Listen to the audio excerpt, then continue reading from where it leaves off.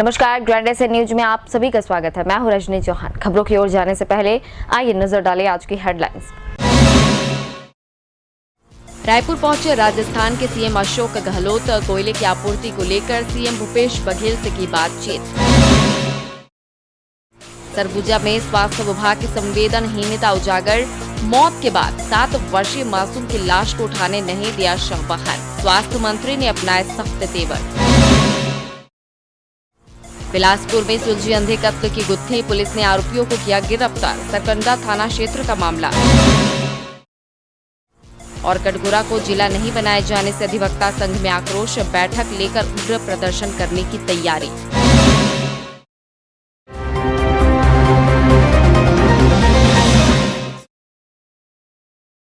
अब खबरें विस्तार से। कोयला के सिलसिले में रायपुर पहुंचे राजस्थान के मुख्यमंत्री अशोक गहलोत ने एयरपोर्ट पर मीडिया से चर्चा में कहा कि Rajasthan power generation thermal base है, बिना कोयले के वे चल नहीं सकते। 4,500 मेगावाट के प्लांट बंद हो जाएंगे अगर कोल सप्लाई छत्तीसगढ़ से ना हो तो फिर जो क्राइसिस आएगा उसकी कल्पना कोई नहीं कर सकता। राजस्थान से रायपुर पहुंचे सीएम अशोक गहलोत ने मुख्यमंत्री भूपेश बघेल से मुलाकात कर कोयले के संबंध में जरूरी चर्चाएं की। उन्होंने कहा कि हम छत्तीसगढ़ के सीएम से काफी लंबे समय से कोयले की मांग कर रहे हैं। हम अधिकारियों के भी संपर्क में हैं। हम लोग कन्विंस करेंगे कि हमें कोयले की कितनी आवश्यकता है। पूरे प्रदेश की जनता इंतजार कर रही है कि कब छत्तीसगढ़ की जनता हमें परमिशन देगी। करेंगे प्रदेशवासियों तो रिक्वेस्ट करेंगे मुख्यमंत्री महोदय को। हमारे अधिकारी लोग आए हैं, भंवर सिंह पाटिल जी हमारे बिजली मंत्री आए हैं।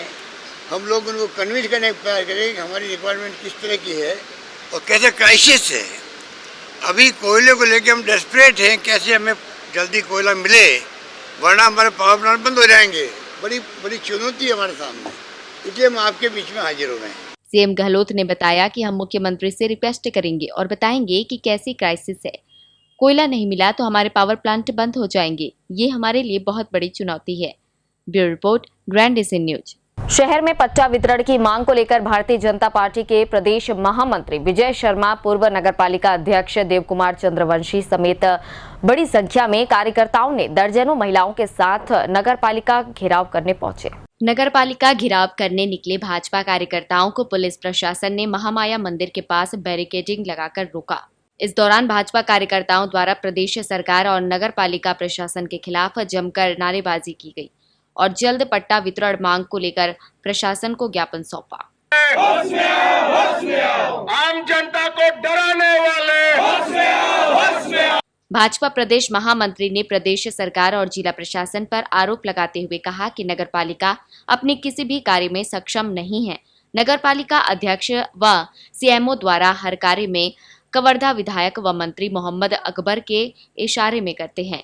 नगरपालिका द्वारा पिछले 2 सालों से शहर के गरीबों का न ही पट्टा नवीनीकरण किया गया और न ही नए हितग्राहियों को सर्वे के बाद भी पट्टा वितरण किया जा रहा है। पट्टा नहीं होने के कारण गरीब जनता को न ही प्रधानमंत्री आवास योजना का लाभ मिल रहा है और न ही घर में बिजली लग पा रही है। विगत 2 वर्षों से लंबित आवासीय पट्टा जो एक गरीब को उसका घर का कागजात होता है, ऐसे आवासीय पट्टा नहीं मिलने के लिए आज भारतीय जनता पार्टी कवर्धा शहर मंडल नगरपालिका का घेराव किया है और नगरपालिका प्रशासन को हम बता देना चाहते हैं कि तत्काल आवासीय पट्टा को वितरण किया जाए। हम लोगों ने भी और समय प्रशासन के कुछ लोगों ने भी जाकर के लोगों से मुलाकात करके इस बात का आश्वासन दिया था कि 15 दिन के अंदर अंदर तुम्हारा पट्टा बनेगा।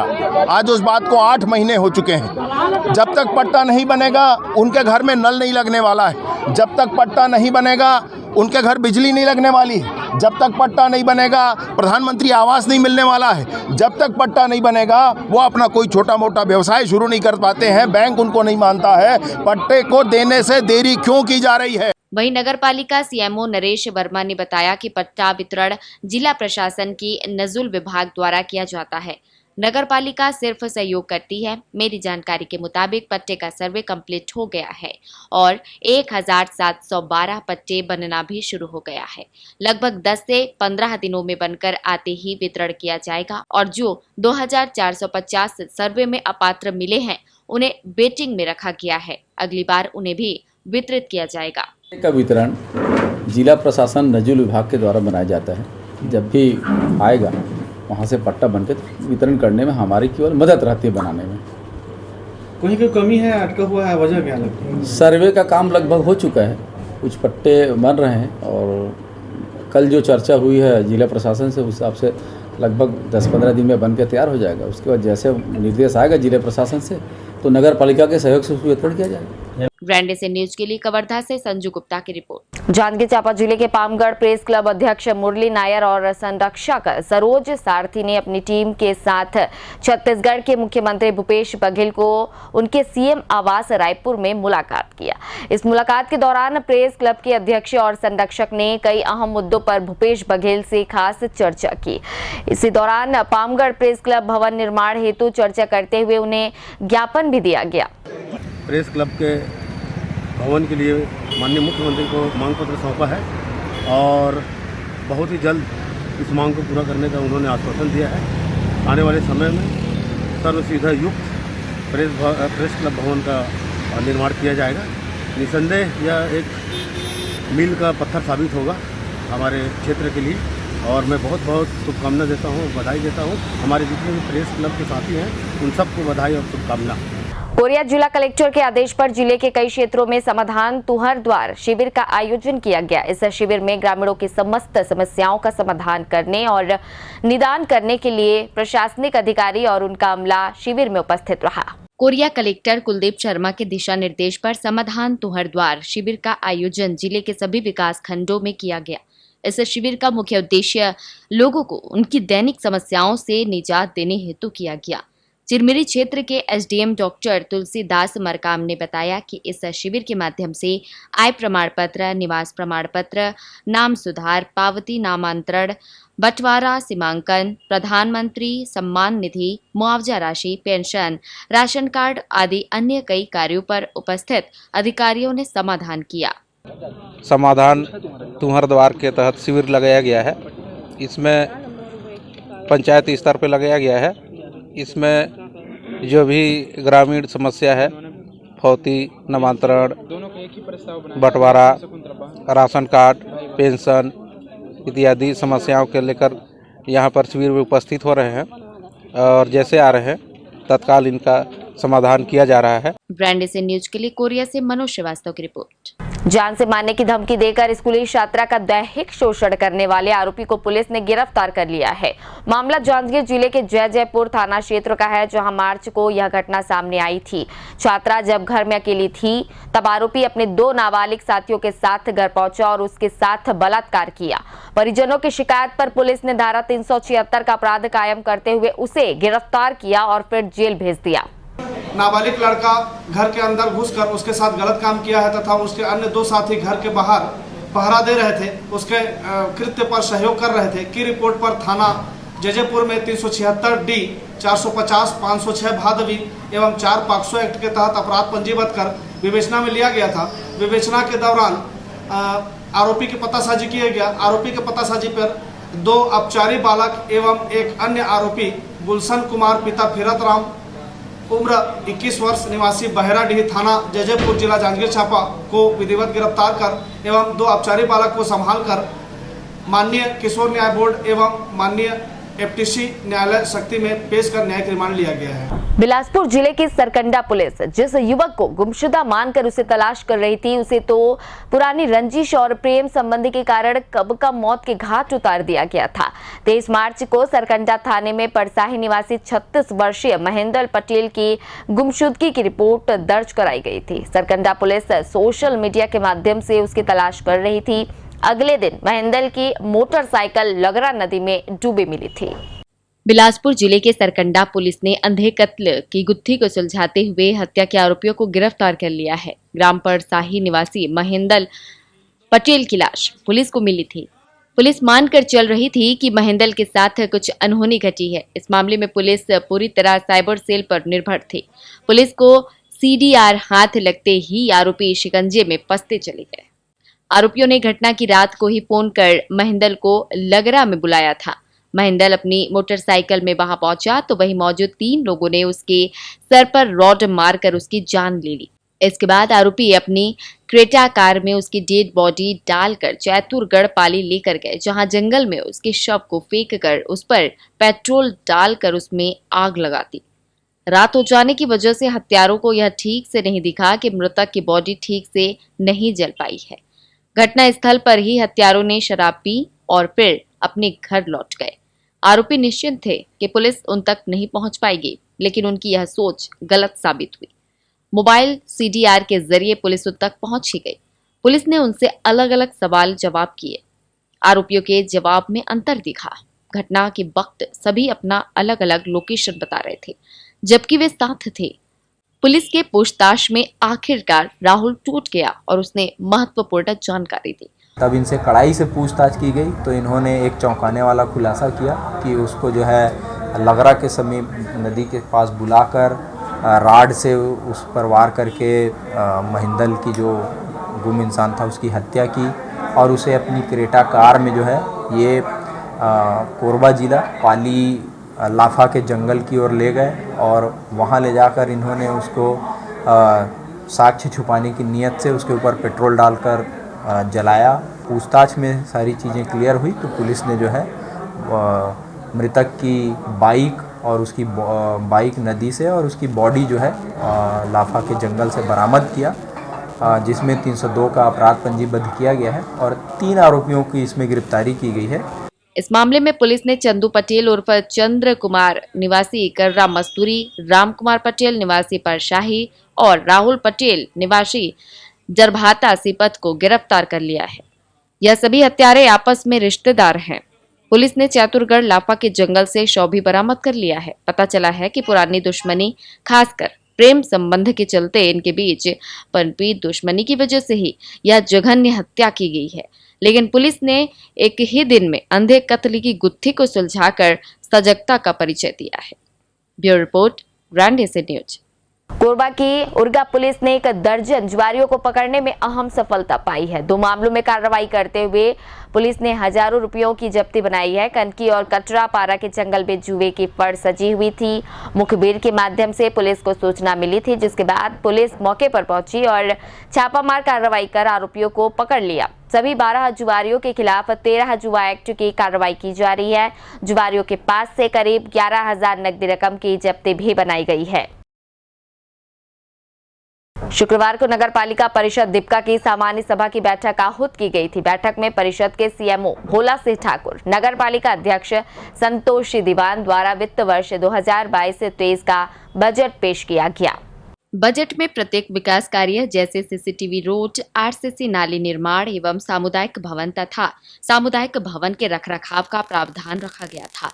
इसके अतिरिक्त नगर के बढ़ते विकास कार्यों का क्रम में मुख्य बिंदु निकाय मद से 10 करोड़ की लागत से ऑडिटोरियम निर्माण कार्य कराने का प्रावधान था, जो सर्वसम्मति से पारित हो गया। इसमें मुख्य रूप से इस वर्ष में हमारा जो टारगेट है विकास कार्य का, उसमें सबसे पहला ऑडिटोरियम निर्माण का है, गांधी प्रतिमा का अनावरण करके उसको शुभारंभ करने का है। इसके अतिरिक्त सभी वार्डों में ACCL वार्ड को छोड़कर सड़क नाली की व्यवस्था देने का हमारा प्रथम प्राथमिकता है। और सबसे प्रमुख चीज़ ये है कि इस साल हमने बजट में कोई टैक्स का नया प्रावधान करके नहीं रखा है और न ही कोई पुराने टैक्स के दर में वृद्धि किया है। बजट पास हुआ है और हमारे सभी 21 पार्षदों और हमारे सभी के सर्वसम्मति से दीपका नगर पालिका का बजट पास किए। उसके लिए मैं सबको धन्यवाद देती हूँ, पत्रकारों को और हमारे नगर पालिका के अधिकारियों को और हमारे जनप्रतिनिधियों को तहे दिल से धन्यवाद। इसी तरह बजट पास करते हैं। नगर पालिका दीपका क्षेत्र चूँकि कोयलांचल क्षेत्र है और यहाँ प्रदूषण को लेकर भी चर्चा की गई है और आने वाले समय में प्रदूषण को दूर करने के लिए भी नगर पालिका द्वारा ठोस कदम उठाया जाएगा, ऐसी आवश्यकता जतलाई गई है। साथ ही आने वाले समय में गर्मी में पेयजल का संकट न हो लोगों को और नालियों की साफ सफाई, इन सारी चीज़ों पर भी विस्तृत चर्चा हुई है और जहां ज़रूरत होगी उसमें हम लोग समय समय पे जनता के हित में बात रखते रहेंगे। ग्रैंड से न्यूज के लिए दीपिका से शाजी थॉमस की रिपोर्ट। जांजगीर चांपा जिले के नवागढ़ विकास खंड के शासकीय प्राथमिक व पूर्व माध्यमिक शाला मोहतरा में पढ़े छात्र के यूपीएससी में प्री व मेंस निकलने पर स्कूल के शिक्षक शिक्षिकाओं ने गौरव का क्षण बताया। बचपन से ही मेधावी छात्र दीपक पटेल ने अपनी पूरी पढ़ाई शासकीय स्कूलों और महाविद्यालय में काफी संघर्ष भरे माहौल में गरीबी परिस्थितियों में कड़ी मेहनत से पढ़ाई की, जिसका परिणाम आज देखने को मिल रहा है। शिक्षकों ने बताया कि उसका यूपीएससी का इंटरव्यू 10 दिन के बाद होना है और उनको पूरा यकीन है कि होनहार छात्र यूपीएससी पास कर एक अच्छा मुकाम हासिल कर लेगा। दीपक पटेल है, अभी यूपीएससी क्लियर किए हैं और प्री और मेंस दोनों एग्जाम निकाल चुके हैं। इंटरव्यू बस बचा है। आज से 10 दिन बाद उसका इंटरव्यू है और वो आज जो लड़का जो पहुंचा है वो अपने संघर्ष के दम पर पहुंचा है और बहुत ही गरीबी परिस्थिति को देखा है, वो समझता है इस चीज़ को। और आज जो अपनी कामयाबी है उसके अपने परिवार के लोग, उसके माता पिता, टीचर सभी के योगदान। ये शुरू से लेकर कक्षा पहली से लेकर पूरा 12वीं तक गवर्नमेंट स्कूल में ही पढ़ा है। पहले शासकीय प्राथमिक शाला मोहतरा में, फिर शासकीय पूर्व माध्यमिक शाला मोहतरा में, फिर शासकीय उच्चतर माध्यमिक विद्यालय केरा में पढ़ाई किया है। उसके बाद फिर कॉलेज की पढ़ाई भी वो गवर्नमेंट स्कूल से ही किया है। एक शिक्षक के लिए एक बहुत ही गर्व का पल होता है कि जब उसके पढ़ाए हुए बच्चे उससे ज़्यादा काबिल जगह पर पहुंचते हैं। ये शिक्षक से ज़्यादा शिक्षक के लिए सबसे बड़ी खुशी की बात। मेरा भाई छोटा दीपक कुमार पटेल जो मोहतरा स्कूल से पढ़कर निकलकर वो केरा में जाकर हायर सेकेंडरी स्कूल में पास होकर ये सब चीज सर लोग, उसके माता पिता, उसके भाई बहन और गांव के बड़े बुजुर्ग सपोर्ट से। प्रदेश के सरगुजा जिले का स्वास्थ्य विभाग कितना संवेदनहीन हो गया है, इस बात का अंदाजा इसी बात से लगाया जा सकता है कि मौत के आगोश में समाने वाले 7 वर्षीय मासूम बच्ची के शव को घर तक ले जाने के लिए शव वाहन मुहैया नहीं कराया जा सका। मजबूरी में पिता अपनी बच्ची की लाश गोद में लेकर करीब 1 किलोमीटर तक पैदल चला।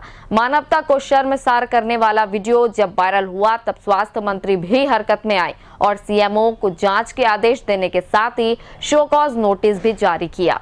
प्रदेश की सरकारी स्वास्थ्य व्यवस्था को सुधारने की काफी कोशिशें की जा रही हैं। सरकारी तंत्र इसमें काफी हद तक सफल भी हो रहा है, लेकिन कभी कभी ऐसे मामले सामने आ जाते हैं जो सारी व्यवस्थाओं की पोल खोल देते हैं। जी हां, ऐसा ही एक मामला सरगुजा जिले के लखनपुर में सामने आया है, जहां काल के गाल में समाने के बाद 7 वर्षीय मासूम को शव वाहन नहीं मिल सका। पुत्री की सेहत खराब होने के बाद पिता ने उसे लखनपुर के सामुदायिक स्वास्थ्य केंद्र में भर्ती किया था, जहां नर्स की लापरवाही से बच्ची की मौत हो गई। इसके बाद पिता ने अस्पताल प्रबंधन से शव वाहन की मांग की, लेकिन मौके पर मौजूद कर्मी टाल मटोल करते रहे।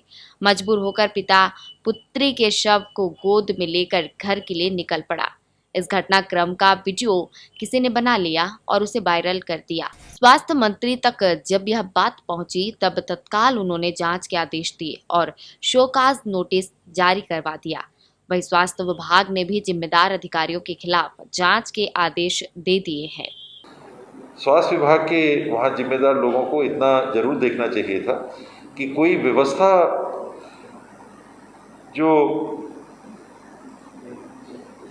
शोक मुक्त शोकाकुल परिवार था, शोकाकुल परिवार के पास कोई वाहन अपनी होती तो भी वो अपने से ले जा रहे होते, इतना कम से कम देखना था। और शव के लिए शव वाहन की जब व्यवस्था है तो शव वाहन आ रहा था, उतने तक उनको सब्र रखने के लिए समझाने की ज़रूरत थी, वरना एक बहुत ही अप्रिय सा चित्र जो हमको वीडियो के माध्यम से दिखता है कि वो कंधे पे बच्ची की लाश को ले जा रहे हैं, इतना स्वास्थ्य विभाग के जो जिम्मेदार लोग हैं उनको अवश्य देखना चाहिए था।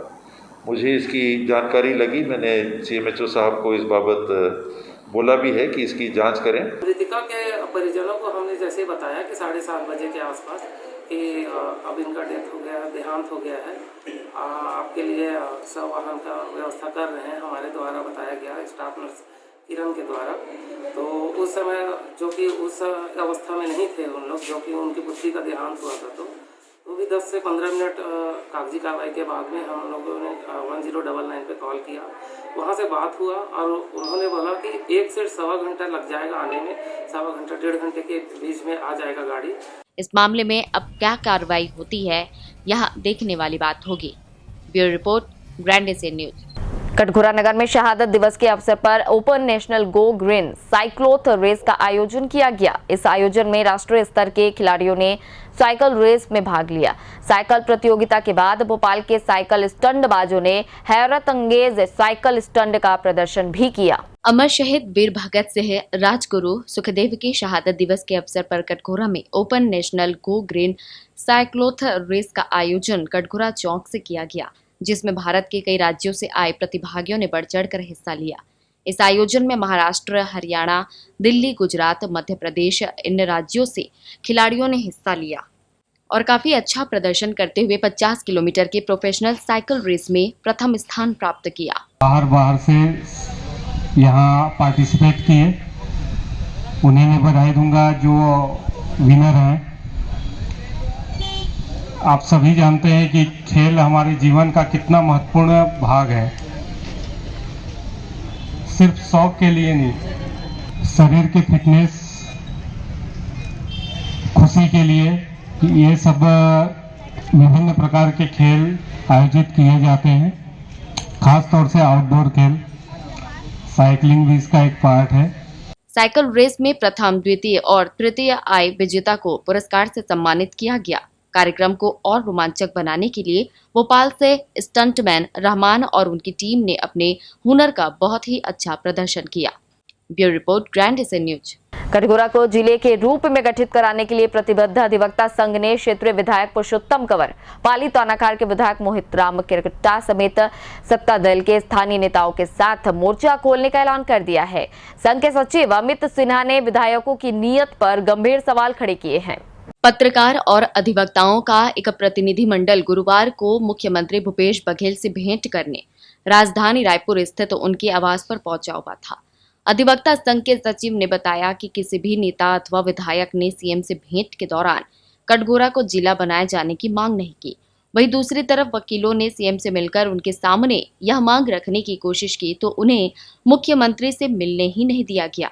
अमित सिन्हा ने तंज भरे लहजे में कहा कि यह मुलाकात सिर्फ फोटो खिंचाने के लिए ही थी, न कि अपने अधिकारों के लिए। इसमें अधिवक्ता साथियों को भी विधायक महोदय के द्वारा बुलवाया गया था कि जिला बनाने के संबंध में बात रखना है करके, लेकिन किसी भी अधिवक्ता को कल सीएम साहब के पास बोलने का मौका ही नहीं दिया गया, ना ज्ञापन देने दिया गया। पुनरुत्थिति हम तो 215 दिनों से सीएम साहब से मिलना चाहते हैं, लेकिन हमको क्षेत्रीय विधायक महोदय 2 बार तो रायपुर बुला के और कल तीसरी बार रायपुर बुला के हम लोग को सीएम साहब से मिलने नहीं दिया गया। आगे की रूपरेखा अब थोड़ा बृहद रूप से होगी और ये सीधा विरोध होगा।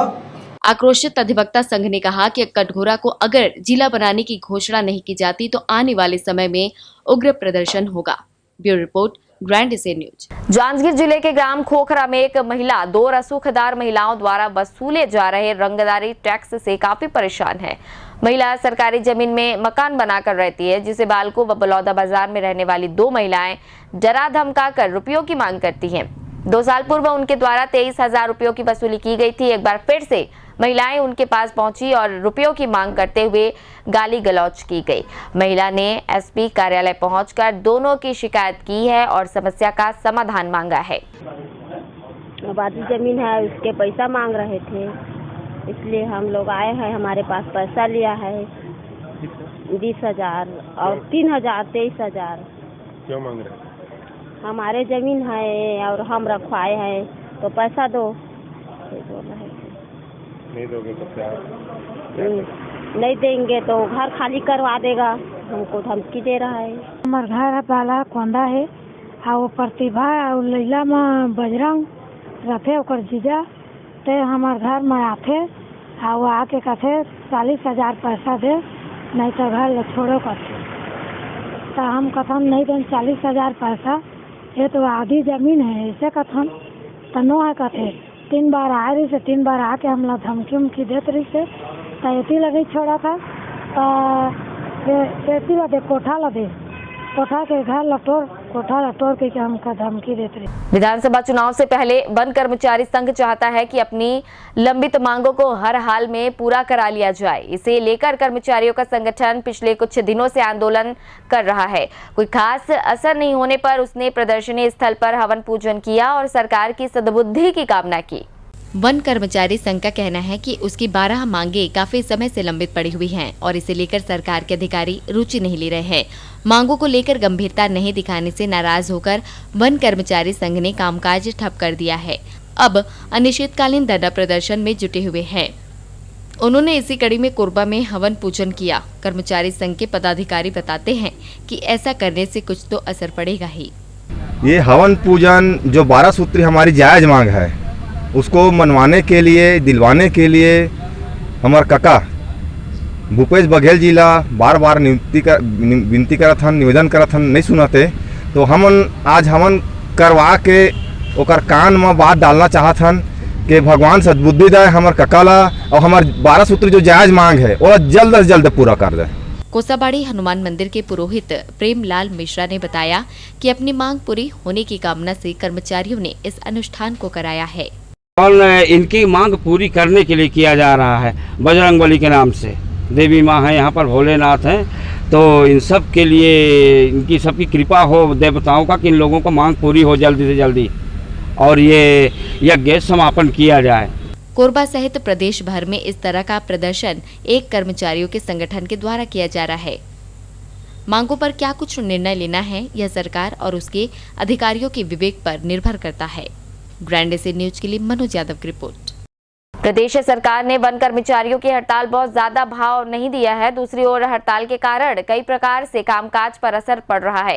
गर्मी का सीजन शुरू होने के साथ जंगलों में आगजनी लगने के नजारे देखने को मिल रहे हैं। वहीं यहाँ-वहाँ जंगली जानवरों की भी मौत हो रही है। वन कर्मचारियों का कहना है कि जब तक उनकी मांगों को स्वीकार नहीं किया जाएगा तब तक आंदोलन जारी रहेगा। कर्मचारियों ने सरकार पर अपनी मांगों को लेकर उदासीन रुख अपनाने का आरोप लगाया है। कर्मचारी संगठन के एक वरिष्ठ सदस्य ने बताया कि हमारी हड़ताल पर जाने से कई प्रकार के नुकसान हो रहे हैं, लेकिन अधिकारी अपने मुंह से इस बात को स्वीकार नहीं कर पा रहे हैं। हड़ताल का असर तो बहुत पड़ रहा है, खास करके जंगल क्षेत्र में। भले अधिकारी कितनों भी तसल्ली देते रहे कि कुछ नहीं हो रहा है, कुछ नहीं हो रहा है, हम समितियों से करा ले रहे हैं। आज हम लोगों को तो ये यानी हड़ताल का सन 82-83 से हम लोग कर रहे हैं और वो समय से कितना नुकसान होता है वो तो हम लोग जानते हैं और शासन के अधिकारी जानते हैं, लेकिन अपनी गलतियों को कबूल करना अधिकारी पसंद नहीं करते और इसलिए वो बताते हैं कोई नुकसान नहीं हुआ है कहते। दूसरी ओर कोरबा जिले के करतरा वन परिक्षेत्र के मड़वारानी इलाके में कुत्तों के हमले में एक और वन्य प्राणी चीतल की मौत हो गई। 10 दिन के भीतर यह दूसरी मौत है।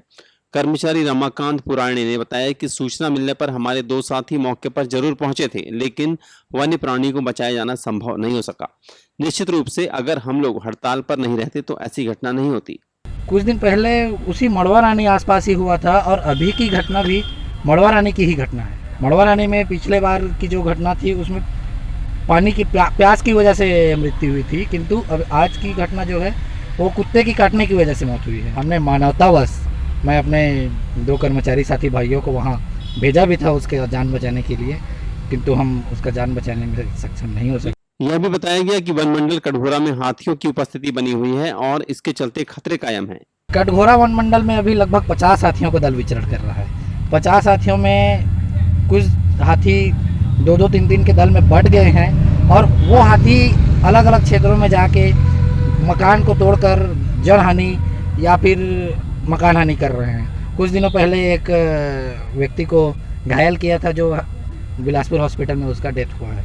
ये भी सही है कि कर्मचारियों के द्वारा किए जा रहे प्रदर्शन की रिपोर्ट प्रतिदिन अलग अलग माध्यम से सरकार के पास पहुंच रही है। सरकार के कई सलाहकार भी इन सब चीजों को बराबर देख रहे हैं। आने वाले दिनों में पता चलेगा कि वन कर्मचारियों की मांगों को गंभीरता से लिया जाता है या फिर उन्हें यूं ही काम पर लौटने के लिए मजबूर कर दिया जाएगा।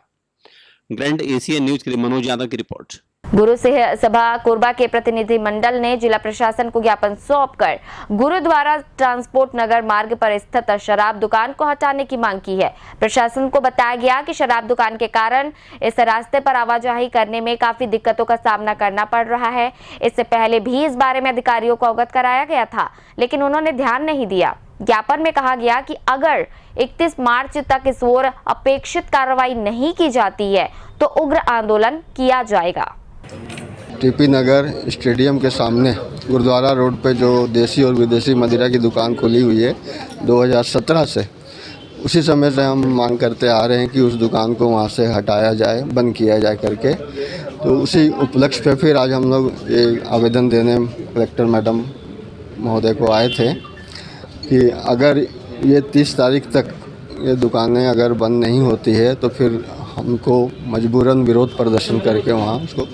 अपराध नियंत्रण को लेकर पुलिस के सामने कई प्रकार की चुनौतियां मौजूद हैं, इसलिए वह इस मामले में किसी प्रकार से जोखिम नहीं लेना चाहती।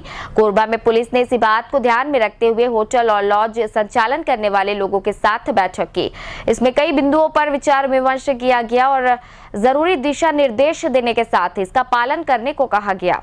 अलग अलग कार्यों से कोरबा जिले में बाहर से आने वाले लोग होटल और लॉज का सहारा लेते हैं। ऐसे संस्थान के संचालन के लिए कई प्रकार के नियम बनाए गए हैं और संचालकों को निर्देशित किया गया है कि हर हाल में नियम का पालन किया जाए। कानून व्यवस्था के दृष्टिकोण से कई मौकों पर स्थिति की समीक्षा भी की जाती है। पुलिस ने इसी कड़ी में सभी होटल और लॉज संचालकों के साथ एक बैठक की और कई विषयों पर विचार विनिमय किया। एडिशनल एसपी अभिषेक वर्मा ने बताया कि बाहर से आने वाले लोगों के संबंध में संचालकों को हर 24 घंटे में जानकारी देना अनिवार्य किया गया है ताकि किसी प्रकार की घटना होने पर अनुसंधान का काम बेहतर तरीके से किया जा सके। इसी मुख्य रूप से सभी होटल वालों को आगाह किया गया था कि वो जो भी उनके यहाँ ग्राहक जो आते हैं, जो रुकने के लिए ठहरते हैं, उनका प्रत्येक 24 घंटे में संबंधित थाना को सूचित करेंगे कि कौन कौन लोग रुके थे और उनका संपूर्ण बायोडाटा के हिसाब से देंगे। साथ में जो उनके एम्प्लॉई हैं जो बाहर से काम करने के लिए आते हैं और समय पे उनका फेरबदल होते रहता है, इसकी पूरी जानकारी संबंधित थाना प्रभारी को बताने के लिए निर्देशित किया गया है। इन सभी संचालकों को यह भी कहा गया है कि अनिवार्य रूप से अपने यहाँ सीसीटीवी कैमरे और अग्निशमन संसाधन की व्यवस्था की जाए। ऐसा करने से अनहोनी को रोका जाना संभव हो सकेगा। सीसीटीवी कैमरे हैं, उनको अपडेट करने के लिए बताया गया है। कई ऐसे जगह हैं, कई ऐसे लॉज और थाने हैं जहाँ पे जांच के दौरान ये पता चला कि उनके द्वारा सीसीटीवी कैमरे ही लगाए गए हैं, तो उनके भी एक सीसीटीवी कैमरे लगाने के लिए निर्देशित किए हैं। और दूसरा, सभी प्रकार के जो सेफ्टी रीज़न है, खासकर इलेक्ट्रिक और फायर एक्सटिंग्विशन जो रहता है, अग्निशमन जो चीज़ें रहती हैं, उनको भी सभी को बताया गया है कि उसके अपडेट करके रखें। औद्योगिक जिला कोरबा के हालात काफी अच्छे हैं और दूसरे क्षेत्रों के मुकाबले चुनौतियां कम हैं। फिर भी पुलिस चाहती है कि हर हाल में सब कुछ बेहतर होना चाहिए, इसलिए यह सब कवायद की जा रही है। ग्रैंड एशियन न्यूज के लिए पवन तिवारी के साथ तरुण मिश्रा की रिपोर्ट। कांग्रेस पार्टी के पार्षद निर्वाचित होने के बावजूद कोरबा के वार्ड क्रमांक 1 और 3 में कई प्रकार की समस्याएं निर्मित हैं और इनके कारण नागरिकों को काफी दिक्कतों का सामना करना पड़ता है। सबसे ज्यादा मुसीबत नाली नहीं बनाए जाने को लेकर हो रही है। गर्मी के आगमन के साथ मच्छरों की संख्या में बढ़ोतरी होने से लोगों का जीना मुश्किल हो गया है। लोगों को इस बात की चिंता है कि कहीं इसी फेर में बीमारियां पसर न जाए। यहाँ वहाँ जल जमाव और कई तरह की दुश्वारियों वाली ये तस्वीर है कोरबा के वार्ड नंबर 3 राता खार की। यहाँ पर इस तरह के हालात काफी लंबे समय से बने हुए हैं। ऐसे में लोग परेशानी झेलने को मजबूर हैं। यहाँ क्या कुछ दिक्कतें हैं, आइए सुनिए लोगों की जुबानी।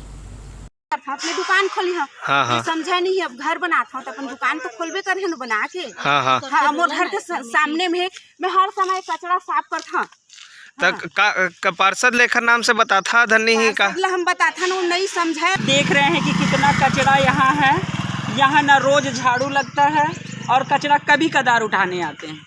ऐसा नहीं कि जैसे हर एक रोड पे डेली कचरा उठाया जाए, सफाई करवाई जाए, ऐसी यहाँ कोई सुविधा नहीं। यार हम लोग बता रहे हो ना, हम लोग का उठना बैठना मुश्किल है, घर में बैठ नहीं सकते चैन से। बस ये दरवाजा खोले मतलब पूरा मच्छर आपके ऊपर आ जाएगा। और गड्ढे में इतना पानी भरा हुआ है, गड्ढे में इतना पानी है, जहाँ जाओ बस मच्छर ही मच्छर, मच्छर ही मच्छर। नंबर 3 है और यहाँ पे नाली की बहुत समस्या है। सामने पानी भर जाता है, उससे बहुत मच्छर आते हैं। सड़कों की हालत भी बीच बीच में बहुत टूटी हुई थी, फिर वो मलबा वलबा काट के उसको ठीक किए हैं और अभी फिर भी कच्ची है बीच बीच में। कमोबेश ऐसी ही परेशानियों से वार्ड नंबर 1 रामसागर पारा के नागरिक 2-4 हो रहे हैं। यहाँ की नालियाँ टूट फूट के शिकार हैं। लोगों ने बताया कि कई बार इस बारे में अधिकारियों को बताया जा चुका है, लेकिन वह कुछ करने के मूड में नहीं है। मुख्यतः समस्या है भैया, यहाँ कई जगह जाम हो गया है और क्या बोलते हैं रिपेयरिंग करवाना है और थोड़ा बहुत टाइम से अपना काम नहीं हो पाता। जैसे कई जन का अमुक कार्य है वो वाला काम नहीं हो पाता। नाली है तो साफ होत नहीं है, जाने का अगर टेंडर काम वाले करत थे सगन दिक्कत के साथ नहीं है रोड बनवाना रिसे नाली बनवाना रिसे है और ये तो हमारे है परेशानी ही ज़्यादा समस्या ऐसा कि यहाँ समस्या थोड़ा मोड़ा साफ सफाई तो लगा ही रहेगा, हर ही वार्ड में रहता है। लेकिन मेन ये है कि सामुदायिक भवन जो है ना, वो जो स्टार्टिंग में जो चुनाव समय जो चला अब वो ढांचा बन के खड़ा रह गया, लेकिन उसको कम से पूरा करवा देते तो फिर काम आता है। हम लोग क्या बताएं, शिकायत करे हैं तो भी नहीं है कोई सफा करता नाली।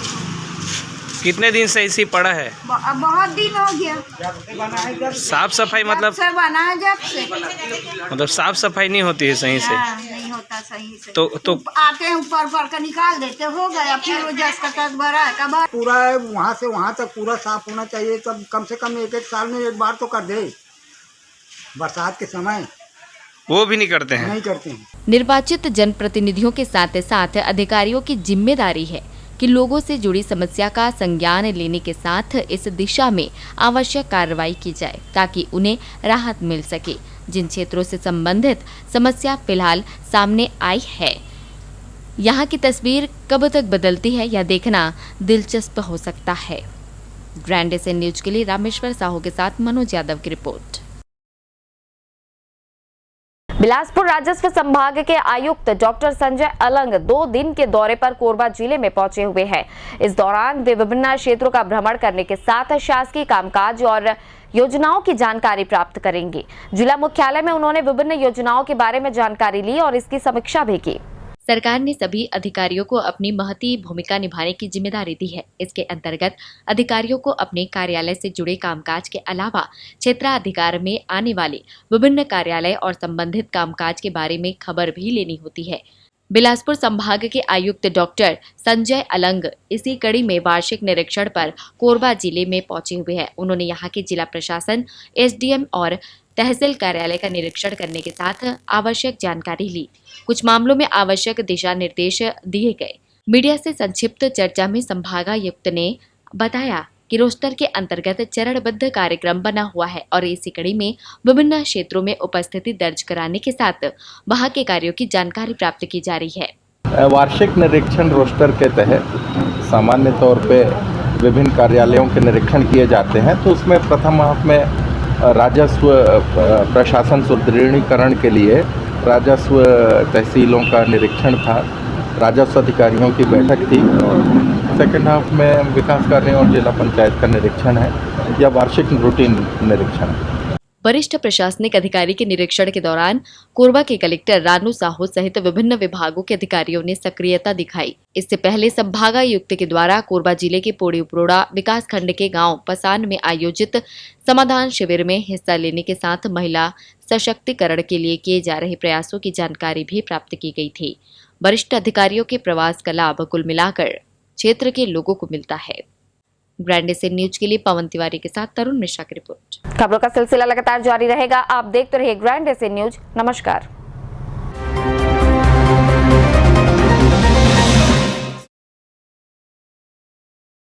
अल्लाह या ईश्वर ने चाहा तो किसी को खून के आंसू पीने नहीं दूंगा। कोई ज्योतिष पंडित तांत्रिक मुझसे पहले काम करके दिखाए, उसे 31 लाख रुपए का नगद इनाम।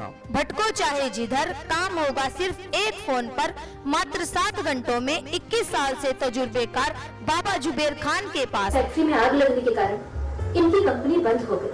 न नौकरी मिली न पगार, घर में तो खाने के भी हाल हो गए। तभी किसी ने बाबा जुबेर खान जी का नंबर दिया।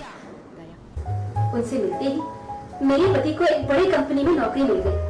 मेरा बेटा एमपी में फर्स्ट क्लास में पास हो गया। मैं जिससे प्यार करती थी उसे से शादी करना चाहती थी, लेकिन क्या करे, हमारी शादी के लिए ना मेरे घर वाले राजी थे ना उनके। तभी मेरे एक दोस्त ने मुझे बाबा जुबेर खान जी का नंबर दिया। उनकी रजामंदी से हमारे घर वालों ने हमारी शादी बड़े ही धूमधाम से करवा दी।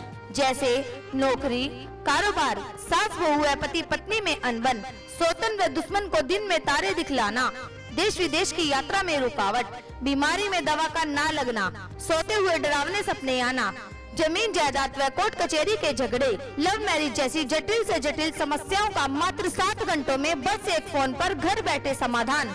जंतर मंतर यंत्र के सम्राट, भारत के नंबर 1 गोल्ड मेडलिस्ट बाबा जुबेर खान, हरिद्वार वाले। मोबाइल 99 157 17 190।